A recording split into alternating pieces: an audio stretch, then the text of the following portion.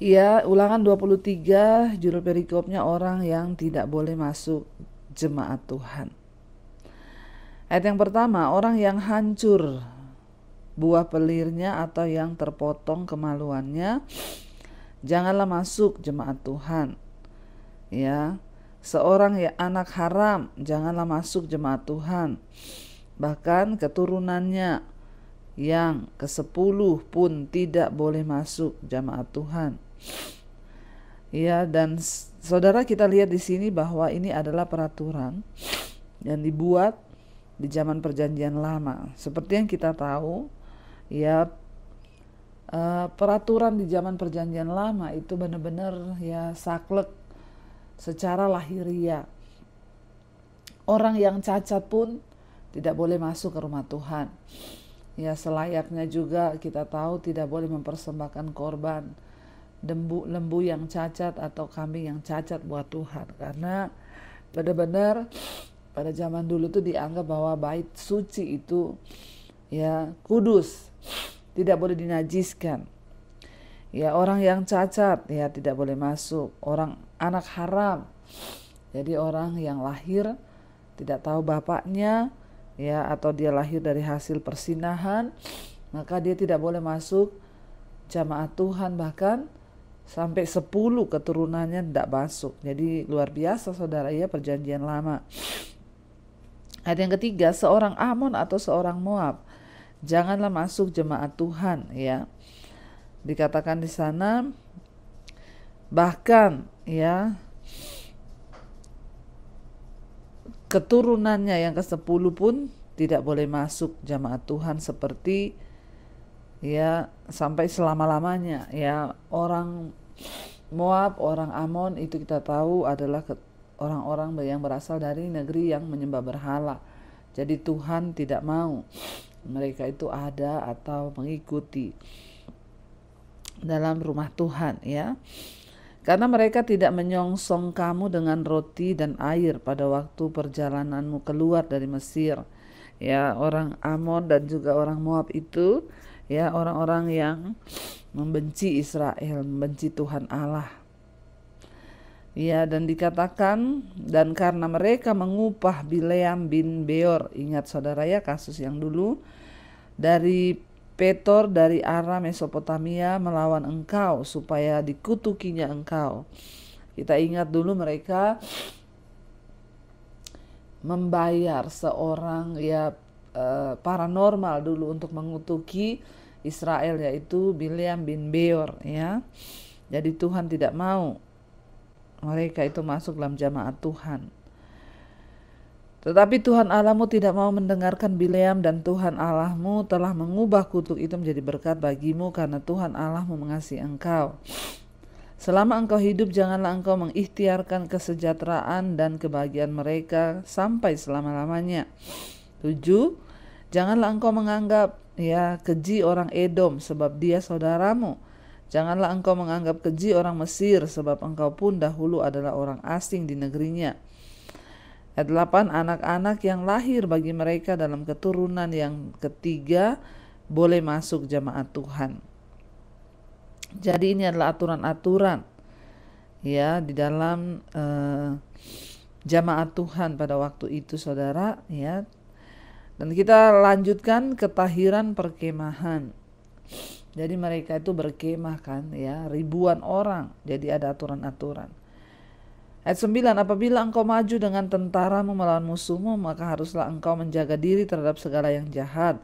Apabila ada di antaramu seorang laki-laki yang tidak tahir disebabkan oleh sesuatu yang terjadi atasnya pada malam hari, maka haruslah ia pergi keluar perkemahan, janganlah ia masuk ke dalam perkemahan. Kemudian menjelang senja haruslah ia mandi dengan air, dan pada waktu matahari terbenam ia boleh masuk kembali ke dalam perkemahan. Jadi kalau ada seorang yang berlaku najis saudara, dia gak boleh masuk di perkemahan. Atau mau pergi berperang, bayangkan ya, seorang yang mau pergi berperang saja tidak boleh ya yang najis. Kalau dia ada dalam dosa, maka tidak boleh dia ikut berperang, sebab itu adalah kekejian bagi Tuhan ya. 12. Di luar perkemahan itu haruslah ada bagimu suatu tempat kemana engkau pergi untuk kada hajat. Di antara perlengkapanmu haruslah ada padamu sekop kecil, dan apabila engkau jongkok kada hajat, haruslah engkau menggali lubang dengan itu dan menimbun kotoranmu. Sebab Tuhan Allahmu berjalan dari tengah-tengah perkemahan untuk melepaskan engkau dari dan menyerahkan musuhmu kepadamu. Sebab itu haruslah perkemahan itu kudus, supaya jangan ia melihat sesuatu yang tidak senonoh di antaramu lalu berbalik daripadamu. Saudara, bahkan dikatakan di sana, mereka tidak boleh sembarangan kalau mereka lagi di perkemahan untuk buang kotoran, misalnya buang air besar. Mereka harus membawa sekop, digali di tanah, lalu di situ dia buang kotoran, lalu ditimbun kembali, supaya tempat itu kudus, benar-benar tidak boleh kotor, bahkan tidak boleh ada yang jorok, sebab Tuhan akan berjalan di tengah mereka, dan jangan sampai dia dapati sesuatu yang jorok lalu dikatakan dia berbalik melawan kamu. Sampai seperti itu, saudara, Dan yang berikutnya, kesayangan terhadap budak yang melarikan diri. 15. Janganlah kau serahkan kepada tuannya seorang budak yang melarikan diri dari tuannya kepadamu. Bersama-sama engkau, ia boleh tinggal di tengah-tengahmu di tempat yang dipilih, Di tempat yang dipilihnya dikatakan di situ, jadi kalau ada seorang budak yang melarikan diri, saudara, lalu dia datang kepada bangsa Israel ke perkemahan mereka, dikatakan jangan engkau serahkan kembali budak itu apabila dia mau tinggal bersama-sama dengan engkau. Maka dikatakan ia di tempat yang dipilihnya, di salah satu tempatmu yang dirasanya baik, janganlah engkau menindas dia. Jadi kalau budak melarikan diri itu berarti dia merasa tidak nyaman di rumah tuannya. Jadi Tuhan bilang jangan engkau kembalikan. Kalau dia mau tinggal dan merasa nyaman di tengah-tengahmu, biarkan dia tinggal. 17. Menentang persundalan di tempat kudus. Di antara anak-anak perempuan Israel janganlah ada pelacur bakti, dan di antara anak-anak lelaki Israel janganlah ada semburit bakti.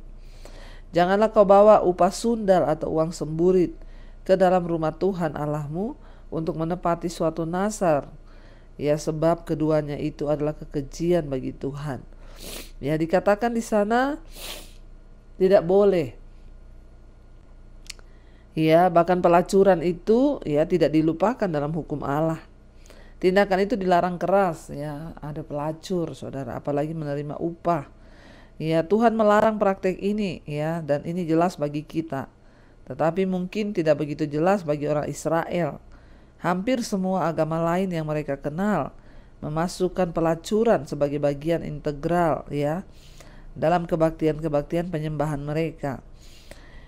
Dan kita tahu bersama bahwa pelacuran merupakan penghinaan terhadap Tuhan, dengan melakukan seks atau pemburit, dan memperlakukan seks itu sebagai sebuah tindakan fisik semata dan bukan sebuah tindakan komitmen kepada satu ikatan dalam pernikahan. Di luar pernikahan seks itu akan menghancurkan. Di dalam pernikahan bila dilakukan dengan sikap yang benar, maka seks itu akan membangun sebuah hubungan lebih intim dan lebih erat, saudara, Tetapi tindakan pelacuran itu sangat dilarang pada zaman itu. Allah sering harus memperingatkan bangsa itu terhadap praktek-praktek seks di luar pernikahan. Saat ini kita pun harus benar-benar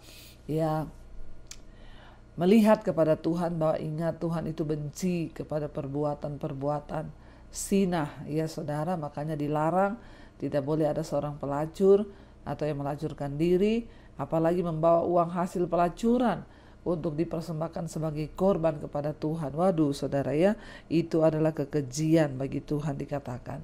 Dan kita lihat bahwa sampai hari ini Tuhan membenci persinahan, pelacuran. Bangsa Israel memasukkan persinahan itu merupakan sebagai ritual kepada dewa-dewa ya. Dan makanya kita melihat sampai hari ini ya banyak orang saudara yang masih melakukan hal-hal yang ya dosa di mata Tuhan. Dan kita lanjutkan ya, dikatakan sekarang ayat yang ke-19. Jangan memungut bunga dari seorang saudara sebangsanya. Janganlah engkau membungakan kepada saudaramu baik uang maupun bahan makanan ya, atau apapun yang dapat dibungakan ya. Dari seorang asing boleh engkau memungut bunga, tetapi dari saudaramu janganlah engkau memungut bunga, supaya Tuhan Allahmu memberkati engkau dalam segala usahamu di negeri yang engkau masuki untuk mendudukinya. Jadi Tuhan melarang kalau kepada saudaramu sendiri jangan pernah engkau membungakan uang, atau makanan atau apapun, tapi kepada orang asing dikatakan boleh mereka membungakan uang ya. 21 tentang nasar ya, apabila engkau bernasar kepada Tuhan Allahmu, janganlah engkau menunda-nunda memenuhinya, sebab tentulah Tuhan Allahmu akan menuntutnya daripadamu, sehingga hal itu menjadi dosa bagimu. Tetapi apabila engkau tidak bernasar, maka hal itu bukanlah menjadi dosa bagimu ya. Apa yang keluar dari bibirmu haruslah kau lakukan dengan setia ya, sebab dengan sukarela kau nasarkan itu kepada Tuhan Allahmu sesuatu yang kau katakan dengan mulutmu sendiri ya. Jadi tentang nasar diingatkan, kalau engkau sudah bernasar, tepati, sebab itu akan menjadi dosa kalau enggak ditepati, karena engkau sendiri mengucapkan dari mulutmu, tidak ada yang menuntut ya. Jangan berlama-lama. Sebaliknya kalau ya engkau memang tidak bisa menepati, lebih baik tidak bernasar. Makanya dikatakan lebih baik tidak bernasar daripada engkau bernasar tapi engkau tidak menepatinya. Jangan terburu-buru bernasar ya, sebab itu adalah ya dosa kalau engkau tidak langsung menepatinya saudara ya. Lalu yang berikutnya dikatakan di sana ayat 24, dari hal memetik buah anggur dan butir gandum di tanah orang lain. Ini ya aturannya. Ayat 21, apabila engkau melalui kebun anggur sesamamu, engkau boleh makan buah anggur sepuas-puas hatimu, tetapi tidak boleh kau masukkan ke dalam bungkusanmu. Apabila engkau melalui ladang gandum sesamamu yang belum dituai, engkau boleh memetik bulir-bulirnya dengan tanganmu, tetapi sabit tidak boleh kau ayunkan kepada gandum sesamamu itu. Ya diatur oleh Tuhan. Ya kalau mereka berjalan di antara kebun anggur, ya boleh makan kalau lapar, makan sampai kenyang gak apa-apa, tapi jangan membawa pulang atau memasukkan ke bungkusan, itu sama dengan mencuri. Ya kalau sekarang di perjanjian baru Yesus mengajarkan kita tidak boleh mengingini kepunyaan orang lain. Ya apalagi mengambil saudara tanpa izin ya. Tidak boleh saudara lewat di rumah orang ada mangga, aduh saya pengen makan mangga itu, lalu saudara bawa pisau saudara makan mangga, tidak boleh. Ya karena dosa itu bukanlah ketika kita melakukan tindakan, tetapi baru niat di hati saja. Tuhan Yesus berkata itu sudah dosa, tidak boleh. Iya kita lanjutkan sekarang Ulangan 24 saudara. Judul perikopnya tentang perceraian. Apabila seorang mengambil seorang perempuan dan menjadi suaminya, dan jika kemudian ia tidak menyukai lagi perempuan itu sebab didapatinya yang tidak senonoh daripadanya, lalu ia menulis surat cerai dan menyerahkan ya ke tangan perempuan itu, sesudah itu ia menyuruh dia pergi dari rumahnya, dan jika perempuan itu keluar dari rumahnya dan pergi dari sana, ya dikatakan di sana lalu menjadi istri orang lain, dan jika laki-laki yang kemudian ini tidak cinta lagi kepadanya lalu menulis surat cerai dan menyerahkannya ke tangan perempuan itu serta menyuruh dia pergi dari rumahnya, atau jika laki-laki yang kemudian mengambil dia menjadi istrinya itu mati, maka suaminya yang pertama yang telah menyuruh dia pergi itu tidak boleh mengambil dia kembali menjadi istrinya setelah perempuan itu dicemari, sebab hal itu ya dikatakan saudara ya, sebab hal itu adalah kekejian di hadapan Tuhan. Janganlah engkau mendatangkan dosa atas negeri yang diberikan Tuhan Allahmu kepadamu menjadi milik pustakamu. Apabila baru saja seseorang mengambil istri, janganlah ia keluar bersama-sama dengan tentara maju berperang, atau dibebankan sesuatu pekerjaan. 1 tahun lamanya ia harus dibebaskan untuk keperluan rumah tangganya dan menyukakan hati perempuan yang telah diambilnya menjadi istrinya. Jadi di dalam perjanjian lama dikatakan jika ada seorang pria mengambil istri, lalu perempuan itu kedapatan berbuat yang tidak senonoh atau selingkuh atau apapun yang tidak senonoh dengan orang lain, maka dia boleh menceraikan perempuan itu, memberi surat cerai padanya dan menyuruh dia pergi. Dan apabila perempuan itu nanti nikah dengan laki-laki lain dan akhirnya laki-laki lain itu juga menemukan hal yang sama lalu dia menceraikan dia atau laki-laki itu mati, maka ya suaminya tidak boleh mengambil kembali lagi istri ini. Ini di perjanjian lama. Tapi dalam perjanjian baru Yesus itu berkata Tuhan tuh menentang perceraian. Ya, kalaupun terjadi masalah misalnya karena suami atau istri kedapatan berzina, tidak ada perkara yang mustahil ya. Berdoa minta pengampunan Tuhan. Tuhan sanggup memulihkan asal kita mau untuk dipulihkan ya. Ini perjanjian lama saudara ya. Yesus datang sudah menggenapinya dan berkata Tuhan itu membenci perceraian. Apapun alasannya, ya bukan perceraian yang menjadi jalan keluar, tapi mari kita tunduk kepala untuk minta Tuhan turut bekerja. Dan dikatakan juga di sini apabila seseorang baru mengambil istri, misalnya dia tentara, ya dia tidak boleh disuruh keluar untuk berperang. Ya, tapi diberi waktu 1 tahun untuk menikmati rumah tangganya dan menikmati ya istri yang sudah dinikahinya itu. Jadi saudara, Tuhan mengatur kalau orang baru nikah disuruh pergi perang, malah tidak konsen karena ingat-ingat istri di rumah ya. Lalu dikatakan ayat yang ke-6 tentang melindungi sesama manusia. Ini semua tentang aturan-aturan yang diatur oleh Tuhan. Janganlah mengambil kilangan atau batu kilangan atas sebagai gadai, karena yang demikian itu mengambil nyawa orang sebagai gadai.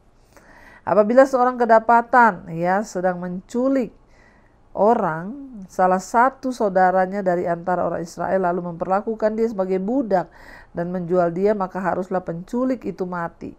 Demikian haruslah kau hapuskan yang jahat ya di tengah-tengahmu. Jadi Tuhan itu mengatur sebenarnya ya hanya satu, supaya tidak ada orang jahat. Makanya semua suruh dibunuh, ya disuruh mati ya. Jadi saudara ya kita lihat di sini memang perjanjian lama ini agak ya serem ya kalau kita lihat.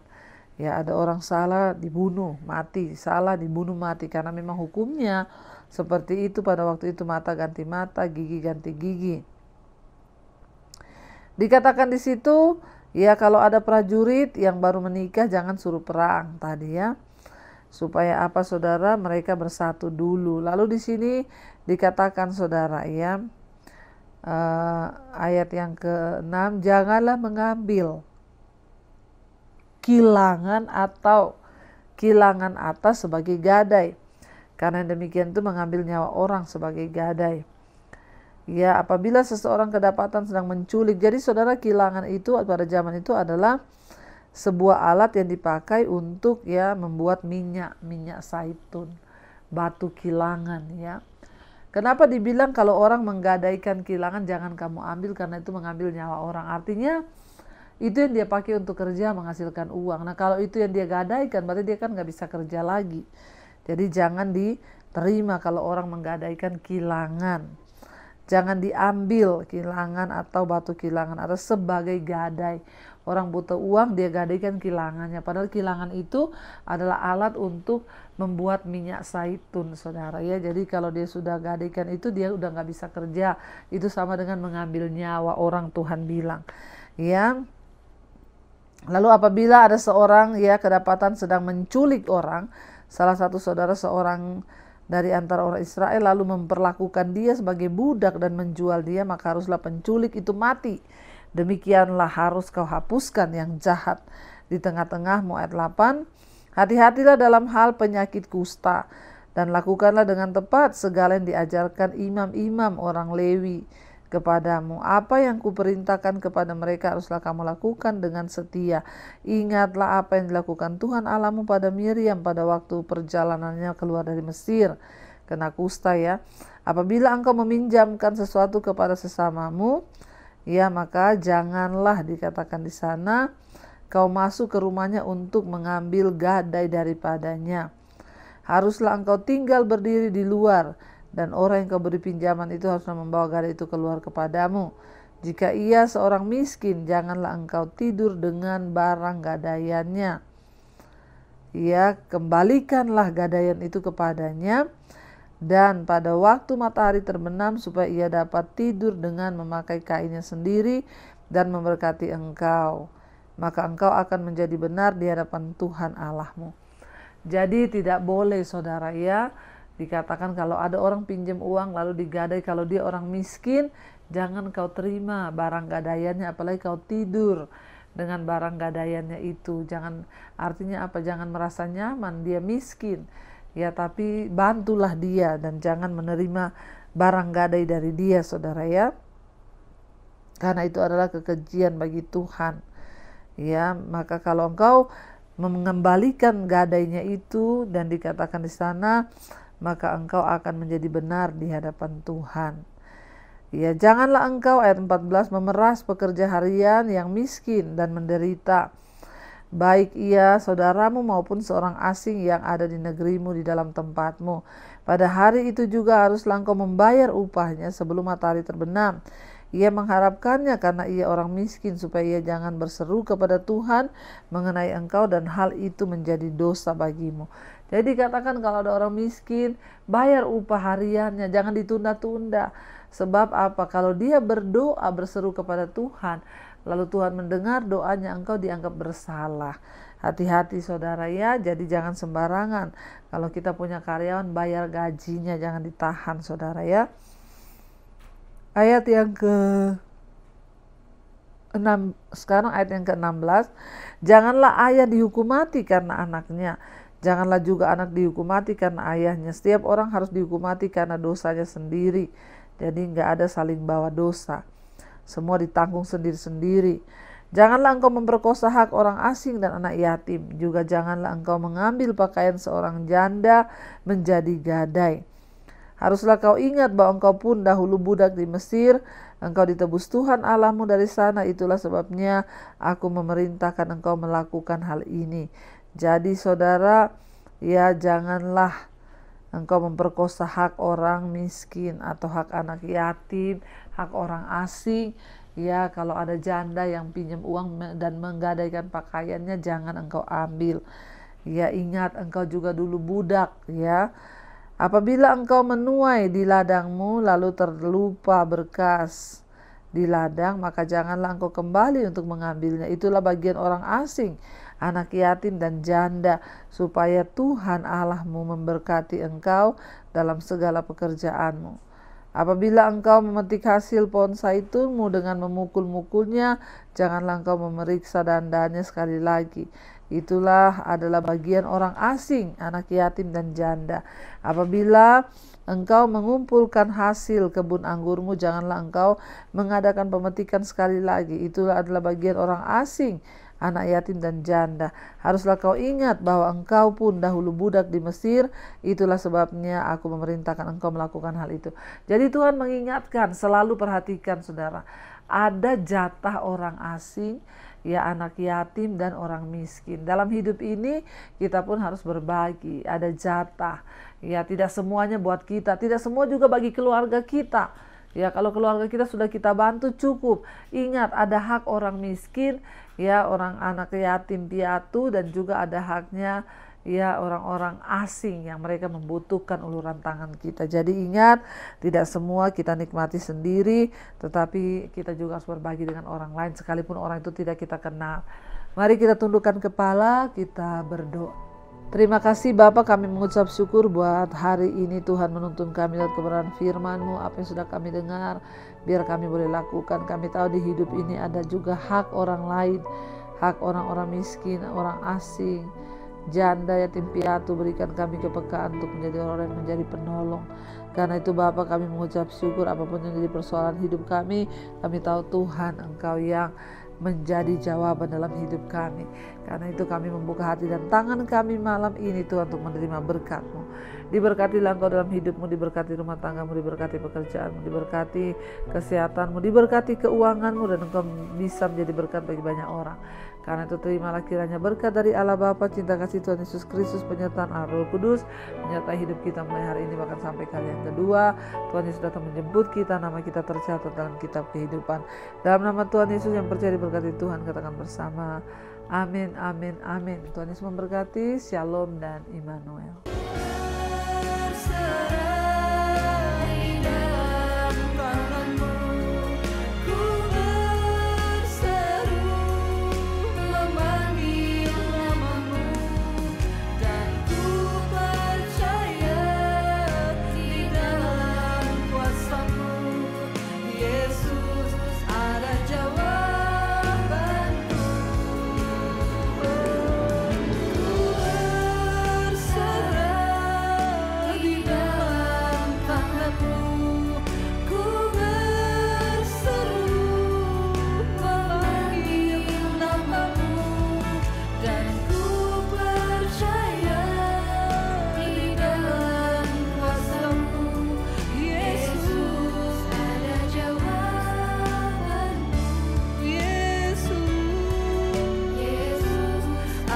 Joe.